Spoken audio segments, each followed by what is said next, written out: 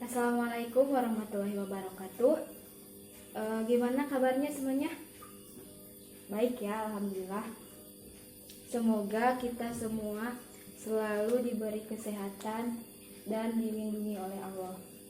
Oke, bertemu lagi bersama Ibu dalam mata pelajaran geografi. Sebelum kita memulai pembelajaran, alangkah baiknya kita berdoa terlebih dahulu ya. Silahkan KM pimpin doa.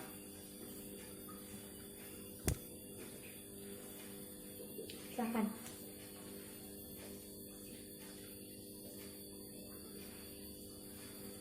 Oke, untuk hari ini siapa yang tidak hadir? Kenapa? Sakit? Oke, semoga segera diberikan kesembuhan ya dan bisa berkumpul lagi bersama kita. Ada yang ngantuk? Jangan ngantuk ya, karena ini masih pagi. Nah, udah siap belajar sama Ibu? Oke, untuk kali ini kita akan membahas tentang dampak rotasi dan revolusi bumi terhadap kehidupan di bumi. Ada yang tahu apa itu rotasi bumi? Siapa yang mau jawab? Nah, betul. Rotasi bumi itu adalah gerakan bumi pada porosnya. Nah, gerakan rotasi ini dari arah barat ke arah timur dan waktunya itu selama 24 jam atau 1 hari 1 malam. Nah, perputaran bumi pada porosnya itu tidak dapat dirasakan ya oleh kita, tetapi dampaknya bisa kita amati. Yang pertama, dampak dari rotasi itu adalah terjadinya siang dan malam. Nah, kenapa terjadi siang dan malam? Karena gak ada globe ya di sini. Oh, udah pakai tangan Ibu aja. Nah, misalnya ini bumi. Nah, bagian depan ini adalah yang menghadap ke matahari. Nah, yang di sini adalah bagian yang membelakangi matahari. Nah, bagian depan ini, bagian bumi yang menghadap matahari ini akan terjadi siang hari. Sedangkan yang membelakangi sinar matahari itu terjadi malam hari. Nah, seperti itu. Paham ya? Yang kedua, ada perbedaan waktu di berbagai daerah, berbagai wilayah dunia kan ya. Indonesia waktunya berbeda dengan di Amerika, seperti itu. Berbeda juga dengan di Inggris. Nah, jangan jauh-jauh ya. Di Indonesia itu terbagi 3 zona waktu ya, yaitu WIB, WITA, dan WIT. Nah, ada yang tahu gak daerah apa saja sih yang termasuk WIB, WITA, dan WIT? Siapa yang mau jawab? Ya, betul. Nah, waktu Indonesia Barat itu meliputi Pulau Sumatera, Jawa, Kalimantan Barat, dan Kalimantan Tengah. Sedangkan yang di bagian tengah, waktu Indonesia Tengah, yaitu meliputi Sulawesi, Kepulauan Sunda Kecil, Nusa Tenggara, Kalimantan Selatan, dan Kalimantan Timur dan Kalimantan Utara. Tuh. Untuk waktu Indonesia Timur meliputi Maluku, Maluku Utara, Papua, dan Papua Barat. Seperti itu ya. Perbedaannya itu antara WIB dengan WITA dan WIT itu 1 jam, dengan WITA 1 jam. Sedangkan dengan WIB waktu Indonesia Tengah itu adalah 2 jam. Jadi misalnya sekarang ini jam 9. Nah, di waktu Indonesia Tengah sekarang itu jam 10. Nah, sedangkan di waktu Indonesia Timur sekarang itu jam 11. Seperti itu ya. Yang ketiga, dampak dari rotasi bumi adalah terjadinya pergerakan semu harian matahari. Nah, rotasi ini menyebabkan matahari itu seolah-olah bergerak. Kita pasti pernah ya, matahari itu kok bergerak mengikuti kita gitu. Pernah berpikiran seperti itu ya? Padahal matahari itu sebenarnya tidak bergerak, cuma yang bergerak itu adalah bumi ya, dari arah barat ke arah timur. Dari arah barat ke arah timur. Jadi matahari itu tidak bergerak, dia tetap diam gitu. Buminya yang bergerak, berputar pada porosnya. Yang keempat, ada perubahan arah angin. Nah, dengan adanya rotasi bumi ini, arah angin itu dibelokkan sehingga dipastikan tidak hanya satu area saja yang terkena angin. Jadi bisa menyebar ke area-area wilayah yang lainnya gitu. Nah, pada bagian utara angin akan berbelok ke arah kanan, dan sebaliknya pada bagian selatan si angin akan berbelok ke arah kiri, seperti itu. Nah, yang kelima, dampak dari rotasi bumi itu adalah pembelokan arus laut. Nah, akibat rotasi ini arus itu dibelokkan. Jadi angin yang ada di atas permukaan laut itu mengakibatkan adanya gelombang dan arus laut. Nah, pada belahan bumi bagian selatan arus laut akan berbelok searah dengan jarum jam. Nah, dan yang bagian utaranya akan berbelok berlawanan dengan arah jarum jam. Seperti itu, ngerti ya? Oke. Selanjutnya kita akan ke revolusi bumi. Ada yang tahu apa itu revolusi bumi?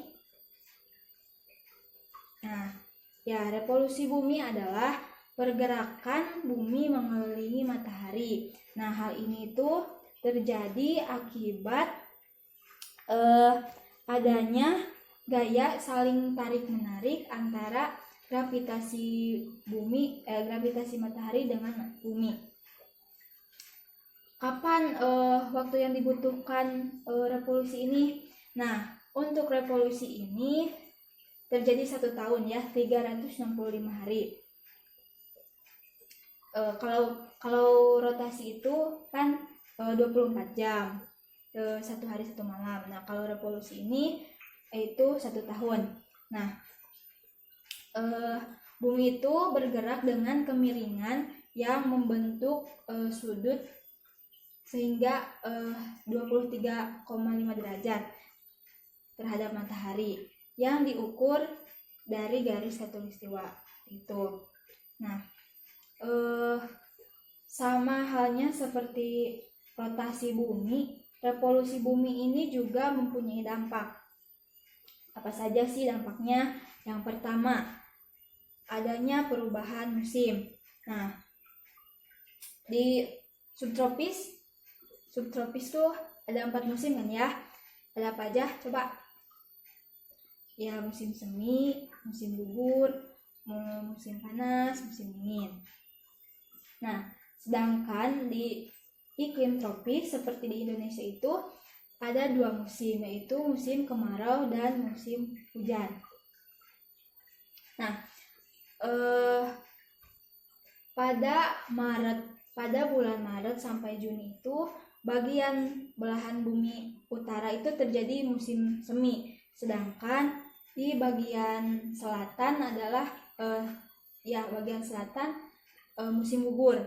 Nah, pada bulan Juni sampai September di bumi bagian utara itu terjadi panas, sedangkan di selatannya musim dingin. Lalu pada bulan September sampai Desember bagian belahan bumi utara itu musim gugur. Terjadi musim gugur dan bagian selatannya musim semi. Nah, dari Desember sampai Maret pada bumi bagian utara itu terjadi musim dingin dan bagian selatan terjadi musim panas gitu. Nah, dampak dari revolusi yang kedua adalah perbedaan siang dan malam. Nah, bumi di belahan utara dan selatan itu punya waktu siang dan malam yang berbeda. Nah, ini itu terjadi karena kemiringan sumbu bumi dan revolusi bumi. Nah, saat berevolusi, bumi itu bisa terletak di apotema atau hipotema. Apotema itu adalah titik terjauh bumi dengan matahari, sedangkan hipotema itu titik terdekat bumi dengan matahari. Nah, antara tanggal 21 Maret sampai 23 September itu kutub utara mendekati matahari, sedangkan bagian selatannya tidak mendekati matahari atau menjauhinya.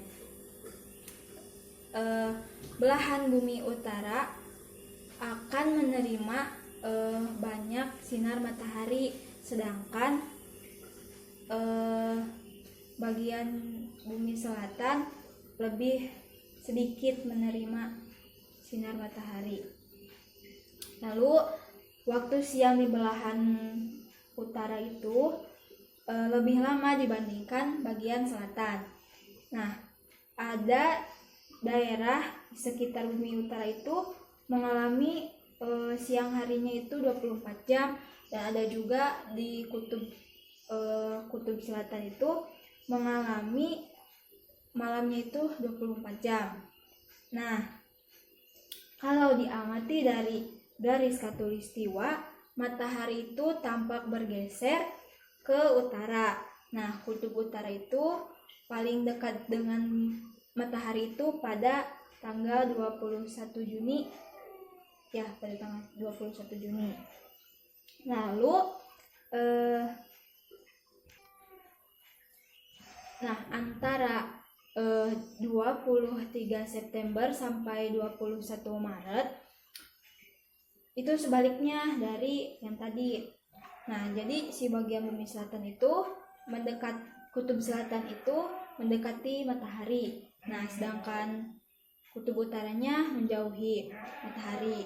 Lalu belahan bumi selatan itu menerima sinar matahari lebih banyak, sedangkan yang di bagian utaranya tidak.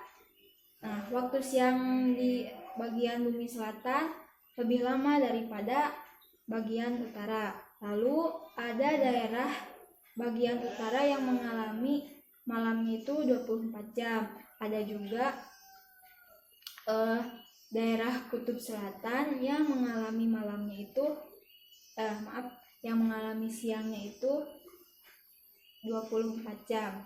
Jadi ada di utara itu mengalami malamnya 24 jam dan di selatan siangnya itu mengalami 24 jam. Nah, diamati dari garis khatulistiwa, matahari itu tampak bergeser ke arah selatan antara 23 September sampai 21 Maret ini. Nah, kutub selatan itu paling dekat dengan mataharinya yaitu pada tanggal 22 Desember. Nah, selanjutnya pada 21 Maret sampai 23 Desember. Nah, kutub utara dan kutub selatan ini mempunyai jarak yang sama dengan matahari. Jadi kutub selatan dan kutub utara itu sama jaraknya dengan matahari. Lalu belahan bumi utara dan selatan itu menerima sinar mataharinya sama banyaknya. Lalu waktu siang dan malamnya juga sama. Nah, di khatulistiwa matahari itu tampak seperti ada di atas kepala kita. Itu. Yang ketiga, dampak dari revolusi bumi adalah gerak semu tahunan matahari. Nah, gerak semu tahunan matahari ini merupakan gerakan perubahannya posisi matahari sepanjang tahun. Jadi, matahari itu akan terlihat berada di utara atau di bagian selatan bumi.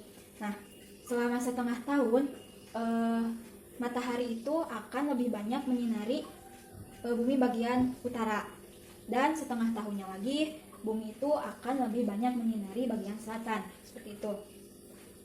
Ngerti ya? Oke. Yang keempat, dampak dari revolusi bumi itu yaitu perubahan rasi bintang. Tahu ya rasi bintang, zodiak itu. Nah, antara bintang yang satu dengan bintang yang lainnya itu sebenarnya jaraknya itu sangat jauh gitu. Tapi karena adanya revolusi dan posisi kita itu bergerak dan penampakan bintang itu juga bergeser gitu. Paham ya? Ada yang mau ditanyakan nggak? Ini udah paham semuanya? Semoga paham ya. Mungkin untuk pertemuan kali ini dicukupkan sekian. Baca-baca lagi ya, biar kalian lebih paham dan pengetahuan kalian lebih banyak lagi ya. Oke, terima kasih untuk perhatiannya. Minggu depan kita bertemu lagi insya Allah ya. Terima kasih untuk semuanya. Wassalamualaikum warahmatullahi wabarakatuh.